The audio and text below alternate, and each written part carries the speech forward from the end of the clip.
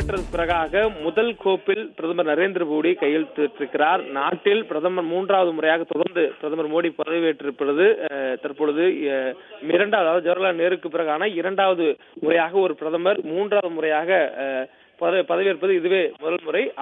அந்த முறையான ஒரு சாதனையுடன் தொடங்கக்கூடிய இந்த ஆட்சி முதல் கட்டமாக தனது கையொப்பமாக விவசாயிகளுக்கு பலன் தரக்கூடிய நிதியுதவி திட்டத்தில் கையொப்பம் பெற்றிருக்கிறார்கள். குறிப்பாக விவசாயத்துடன் வளர்ச்சிக்காக மேலும் கடுமையாக பணியாற்றுவேன் என்ற ஒரு உத்தரவாதத்தை பிரதமர் மோடி அவர்கள் பிரச்சாரத்தின் பொழுதும் கொடுத்திருந்தார். அதே நேரத்தில் அவர் தேசிய ஜனநாயக கூட்டணியுடைய அந்த நாடாளுமன்ற கூட்டத்தின் பொழுதும் அவர் தெரிவித்திருந்தார்.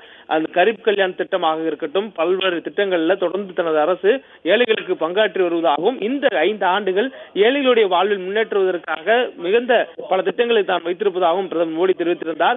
விக்சித் பாரத் விக்சித் என்ற முழக்கத்துடன் இந்த அரசு அமைந்திருக்கிறது என்ற ஒரு கருத்தையும் பிரதமர் தெரிவித்திருந்தார். இந்த சூழல்ல இன்றைய தினம் பிரதமர் தனது அலுவலகத்தில் சென்று அதிகாரப்பூர்வமாக தனது முதல் கையெழுத்து இடுவார் என்ற தகவலும் தெரிவிக்கப்பட்டிருந்தது. அதன் அடிப்படையில் இன்று காலை 9 மணி அளவில் பிரதமர் மோடி தனது அலுவலக நேரத்தில் சரியாக தனது அலுவலகத்தில் சென்றிருக்கிறார். முதல் கையெழுத்தாக விவசாயிகளுக்கு வங்கி கணக்கில் ரூபாய் 6,000 வரவு வைக்கக்கூடிய திட்டமான விவசாயிகளுக்கான அந்த நல உதவித்தொகை திட்டத்தில் முதல் கையெழுத்தை பிரதமர் மோடி தற்பொழுது இட்டிருக்கிறார். விவசாயிகள் நலத்திட்டத்தின் கீழ் 17வது தவணைக்கான தொகையை விடுவிக்கும் வகையில் இந்த கையெழுத்தானது அமைந்திருப்பதாக சொல்லப்பட்டிருக்கிறது.